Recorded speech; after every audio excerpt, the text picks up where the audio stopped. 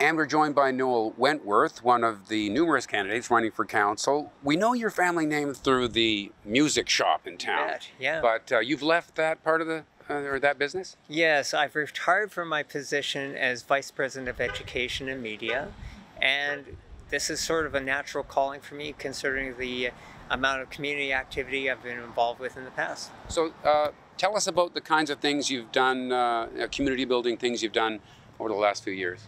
Over the last few years, I've raised over $270,000 for the Kelowna General Hospital Foundation. I've been a part of the MS Walks and Hike for Hospice.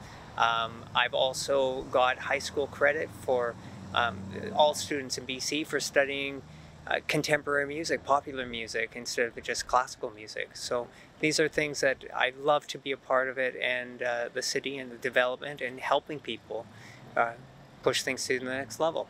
So a lot of people come to council because they're looking at it saying, oh, you know, that this group don't know what they're doing. I got to come in there and rock the boat or make big changes. It doesn't sound like you're coming at it like that?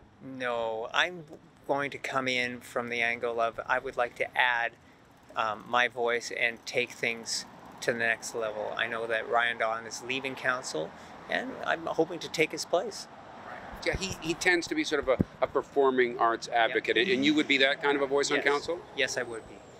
Strong member of the community for supporting the arts and culture. Right. So do you come into this with a big war chest of money to spend on an elaborate campaign? Absolutely not. No, there is no fundraising happening currently. There's no agenda to be able to try to raise money currently. But yeah, I know the whole campaign is going to cost money, but we'll figure it out. Willing to do a lot of door knocking? Absolutely. All right. Absolutely. Thank you, Noel Wentworth, and thank you for watching Kelowna Now.